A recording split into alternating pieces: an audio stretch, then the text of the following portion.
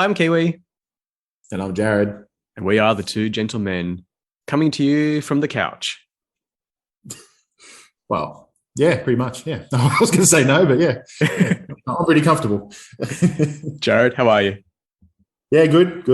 My previously discussed about succulent garden is growing well. Awesome. Yep. I've done good things there. I've done some bit of yard work, and yeah, everything's looking great. I've even replanted some sick ones, and they've come good. So I'm quite the succulent doctor now.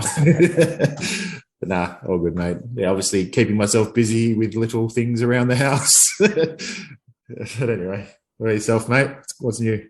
Nothing really new, just still doing the same thing, playing guitar, meditating, working, hang out with the kids. But life is good. I'm doing pretty well. Yeah, very happy.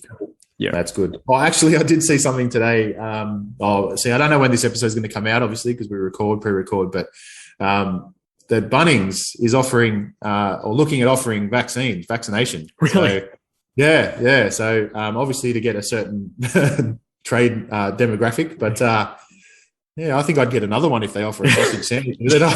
I'm fully vaccinated, but I might just get a booster. I haven't had one of those Bunnings sausage sandwiches for a while. So.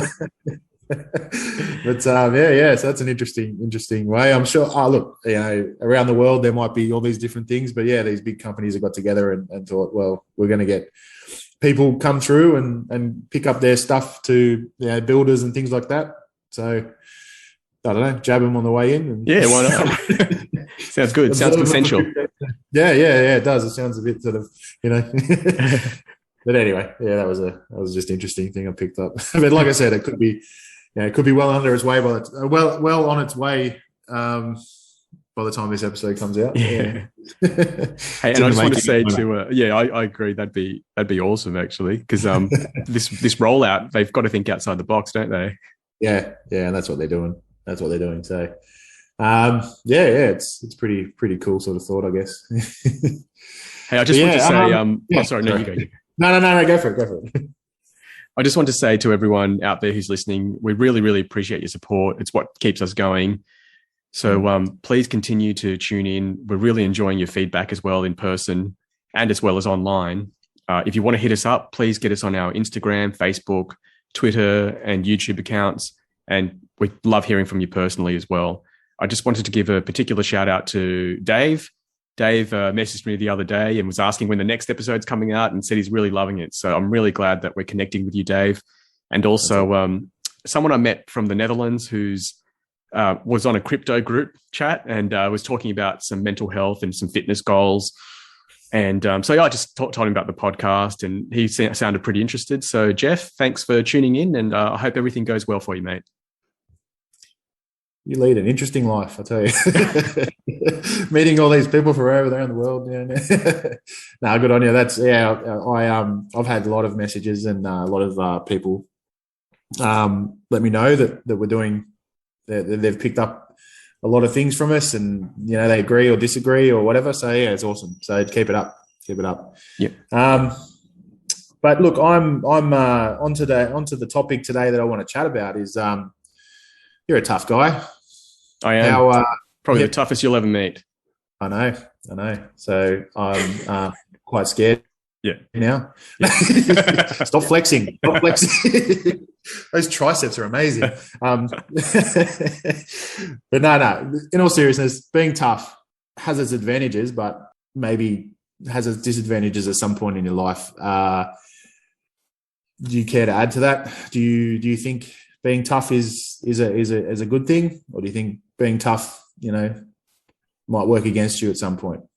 Yeah, it's definitely a good thing. And I really want to make that clear. We've talked a lot about balance in this show, and it's really important to be as tough as your environment. Erica puts it as you need to be fitter than your job.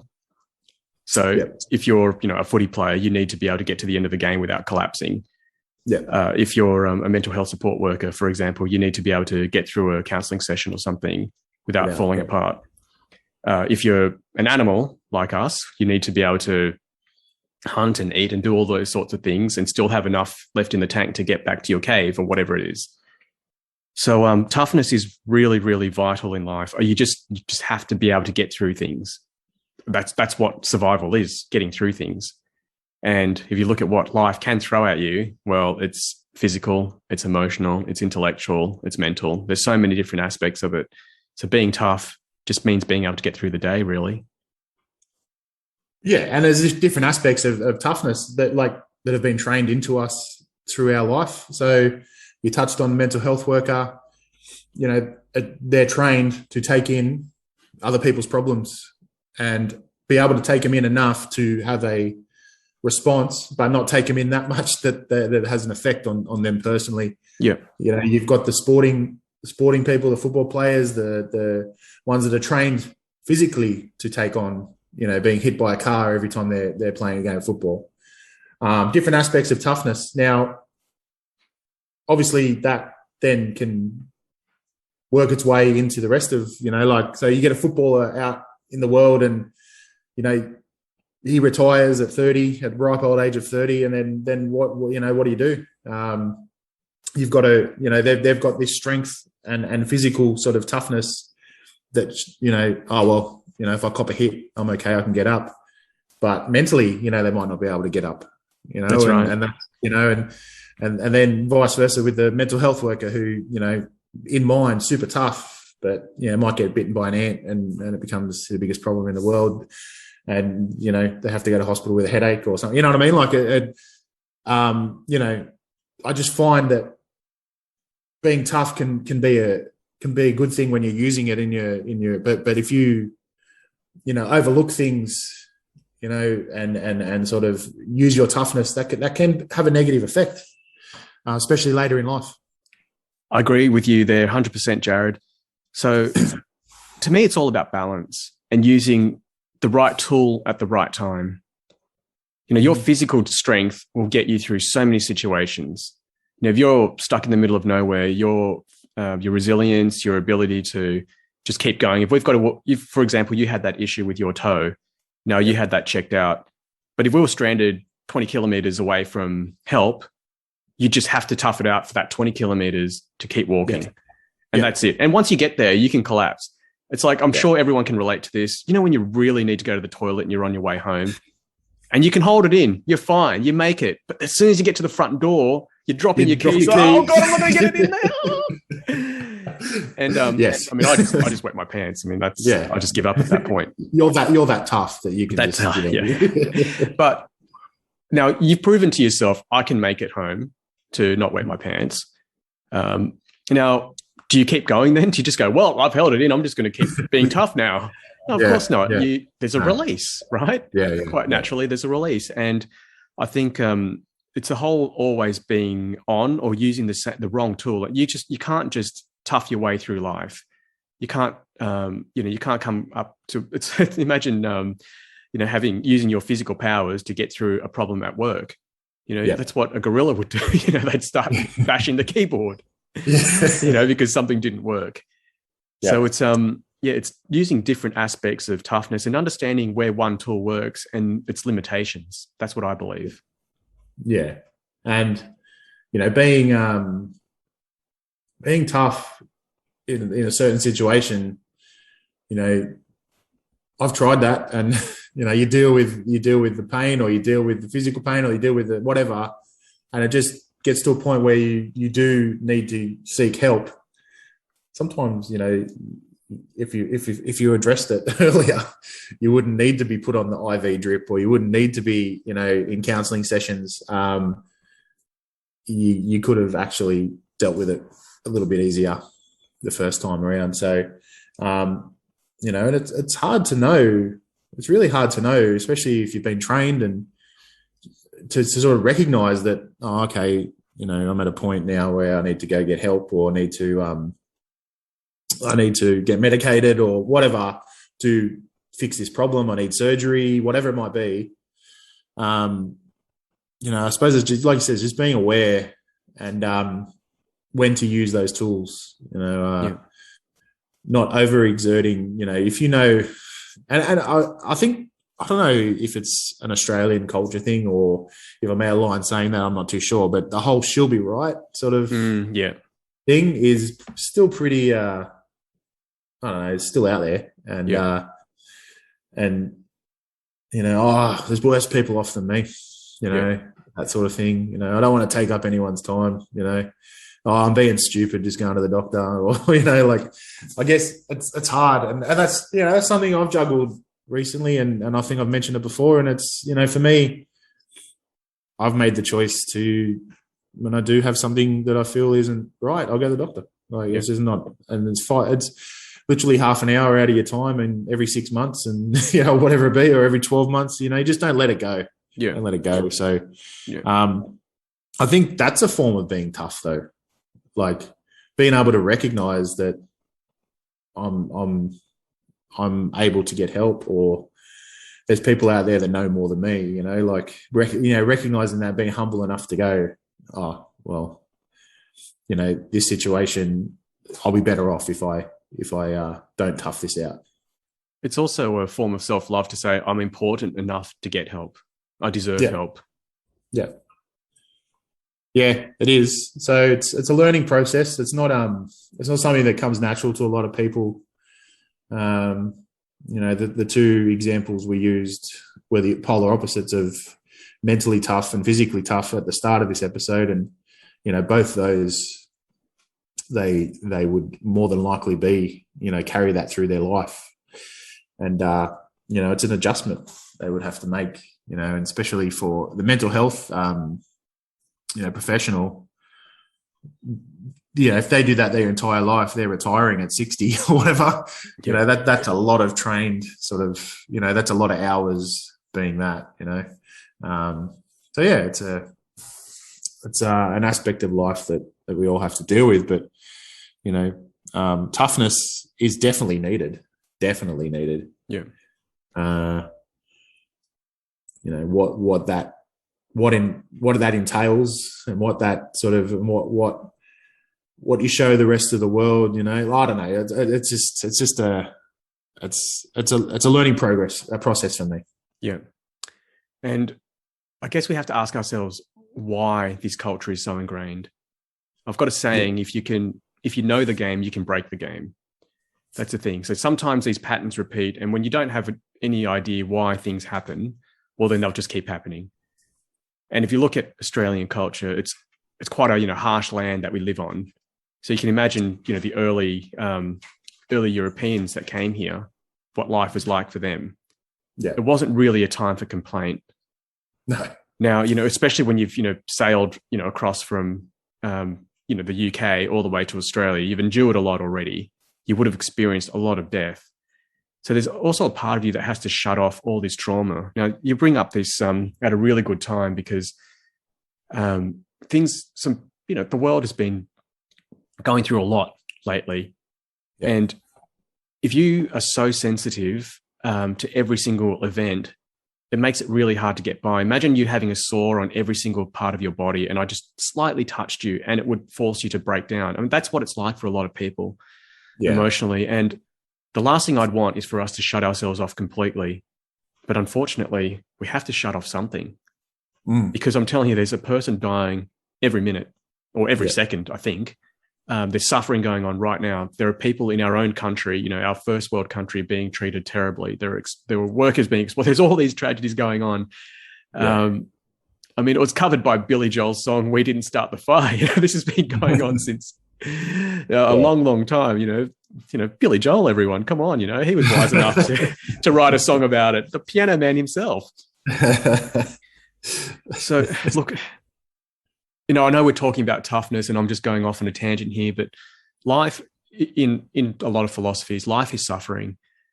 That's what this 3D reality is. Like, imagine if we were all spirits just floating around and we couldn't even bump into each other. We wouldn't feel anything. And that's what life is. It's feeling. That's what makes you know that you're alive. Apart from thinking, it's the feel. And to get through it, we have to shut off feelings. You can no longer feel pain. I mean, you don't even notice it. Like when I was playing football, I remember we played against one of our rivals, and your mum told me I was getting punched in the head. I didn't even know. Yeah, I know. He was doing all these dirty moves on me, and I was like, really? I didn't feel it. Now, if I was walking down the street and someone punched me in the head, I'd definitely know. You'd know about it, wouldn't you? Yeah, but on the field, in in battle, you switch things off or you switch things on. I don't know, whatever you want, whichever way you want to see it. But a different part of you comes alive and you just toughen up and you get through things. People are dying right now, and it's not that we're desensitized to it, but I guess we can't feel everything because we'd be completely non-functional. And it is a crazy time at the moment, to say the least. And, I've noticed things in society at the moment where, I don't want to dwell on, the situation. That's probably me coping with it, but I don't want to dwell on the whole, pandemic situation. But you see people that they are becoming immune to the fact that, like, we're getting massive cases at the moment, or not massive compared to the rest of the world, but this is the worst we've seen here. And, people are getting online, and before our premier comes out to say, there's 900 cases and blah, blah, blah, blah, blah, people are there going, oh, let's put a poll on what she's wearing. And if she's wearing a red jacket, it's going to be over 900 cases. And it's their way. It's kind of like they're not belittling it. It's just a coping mechanism, I think. Exactly. They're numb to the numbers. Like 6 months ago, if we had 3 cases, it was the end of the world. Now we're looking at like, oh yeah, we're however many days at over 800. Like, it's sort of, that's the way people cope, really, isn't it? It is a form of, I guess, toughness, that they have to build up that wall to ignore the fact that there's 100 odd people in ICU and all this sort of stuff. It's kind of a surreal sort of thing, watching that. Yeah, it definitely is a way of coping, and that's what comedy is. It's like the third force. You've got a male force and you've got a female force, and then you've got on the outside comedy coming around the back and just kind of disrupting the entire universe. That's what I love about it. It's a different way of looking, totally different energy in life, and it really allows us to discharge energy in a non-confrontational, non-violent way. I think we all do that, don't we? We do. Throw in, if you're a bit like, you don't even realize it. It's not like a reaction of like, oh, I'm nervous, I better say a joke. But I think you just automatically go into like this comedic sort of thing when you don't know what to say, or if whatever, if the situation is just a little bit out of your reach, you need a bit of time, you just crack a joke or whatever, say something. And that's an interesting, we've branched off here, but that's no, look, we're talking about toughness, and part of toughness is coping, and comedy is a way of getting around that, because we can all sense the energy of a room. We talk about reading a room, and we talk about what's it called, emotional intelligence, and it's understanding that buildup of energy, that buildup of tension. And comedy discharges it. Comedy allows us to discuss really important social topics as well, in a way that people can just let go and just release that and come away with an understanding of the whole topic.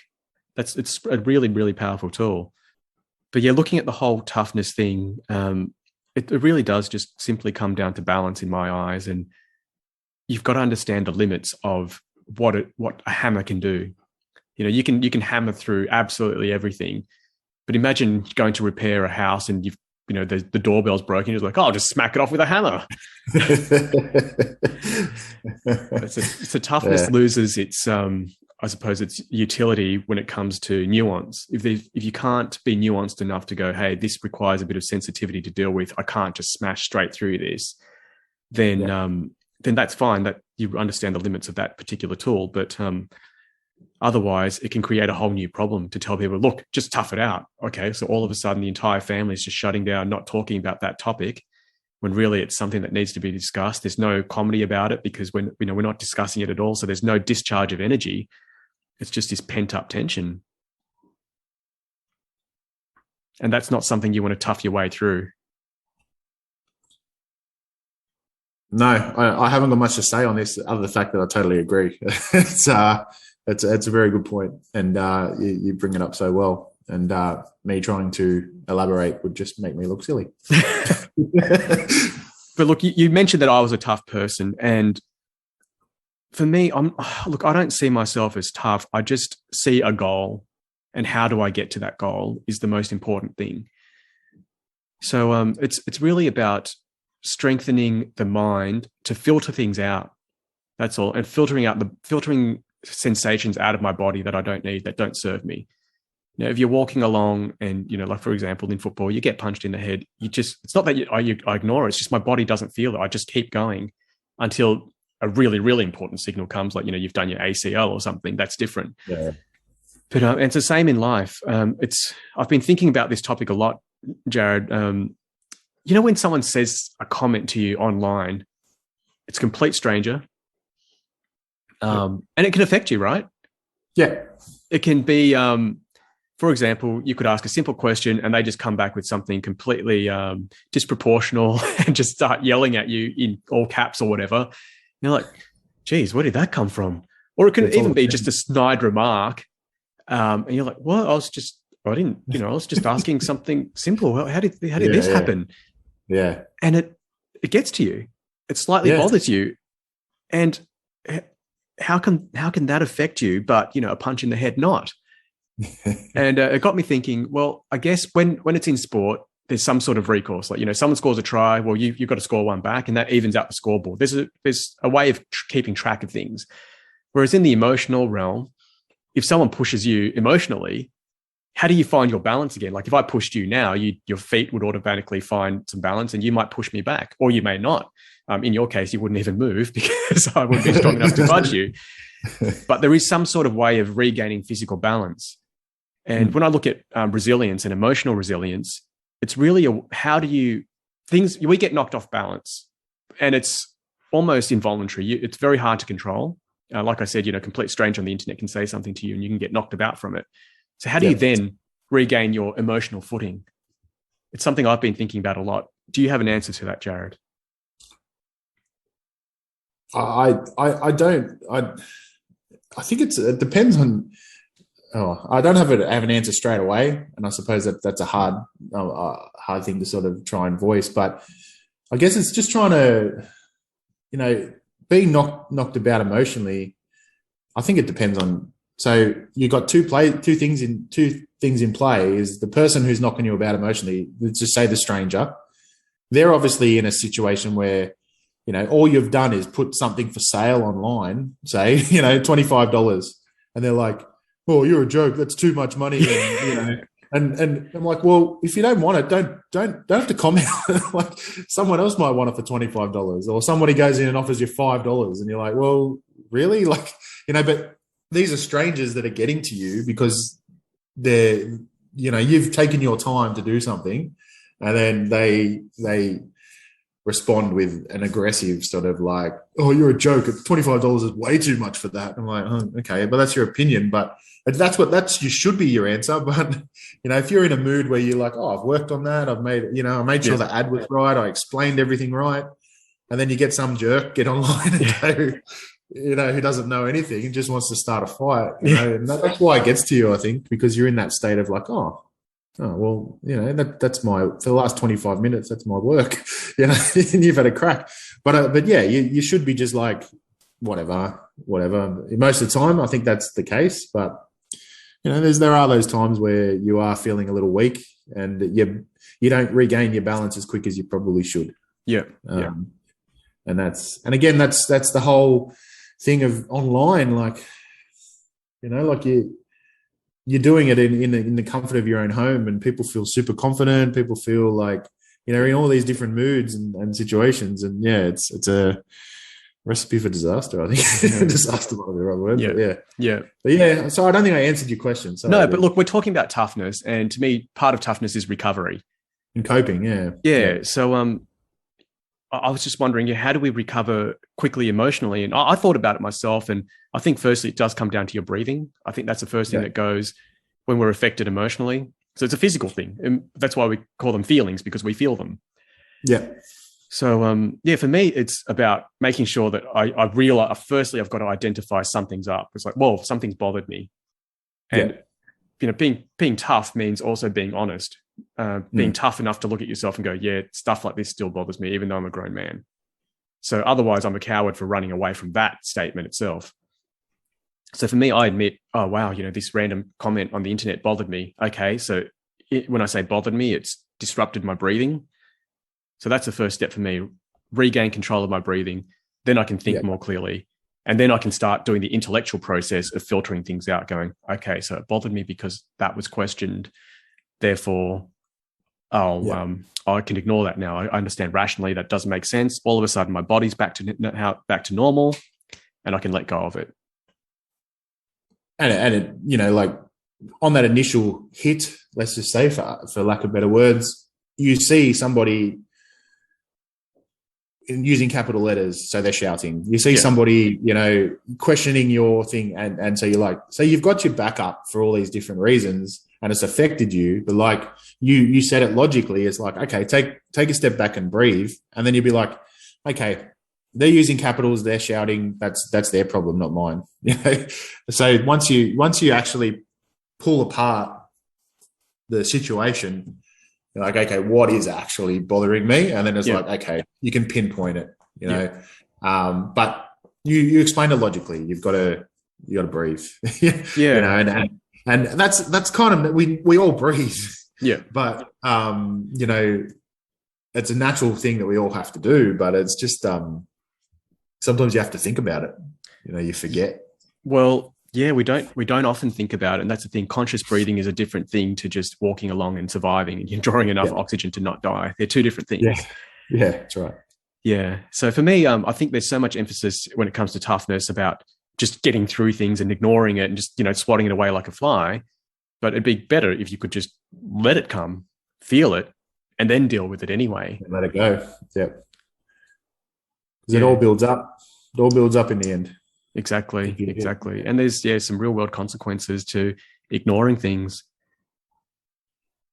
Yeah, I remember when sorry, yeah.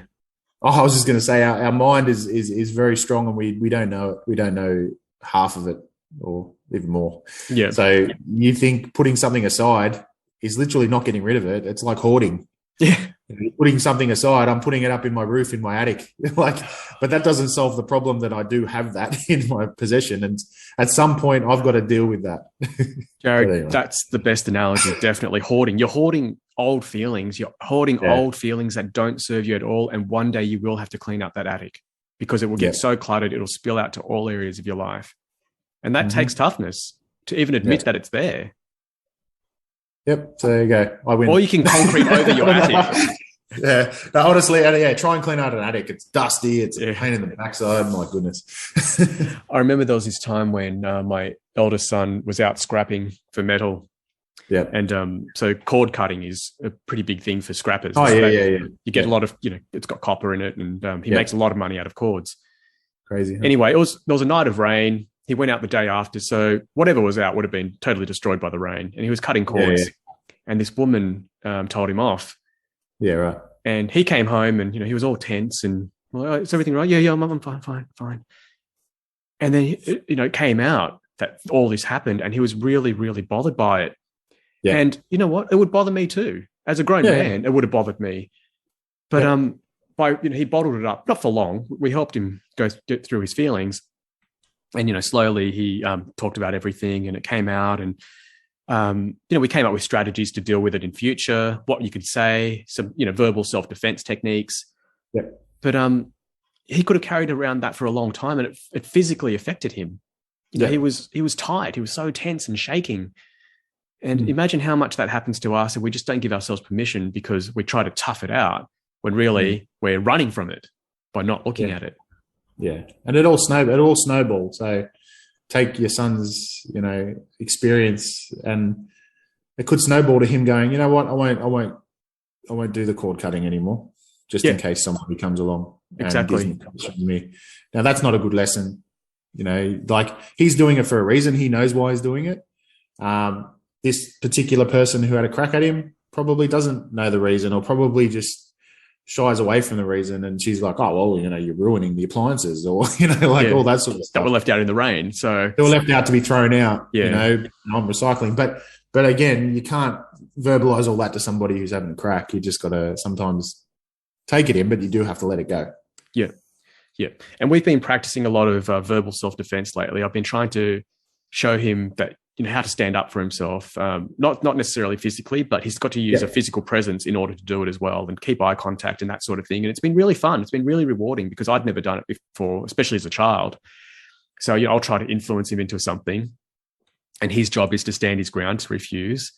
And then I'll just keep persisting and persisting and persisting. And there's different levels of escalation, and he's got to match me. So he can't just go all of a sudden just snap and smack me over the head with something. So it's been really good for him. It's been really good for his confidence.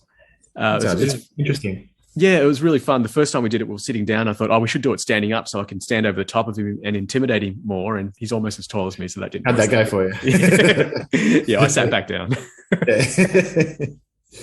Yeah, cool. That sounds really interesting, mate. That's all these people that are homeschooling now maybe need to think about adding some extras into it. Definitely. I think of all the things that we didn't learn in school, and working on how to be tough is one of them, and how to correctly apply that tool in your life, how to make the best out of it. Yeah. Definitely.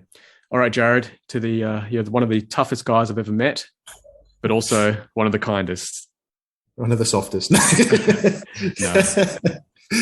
It's been a good chat, mate. Appreciate it. Thanks, mate. I'm always learning. Take it easy.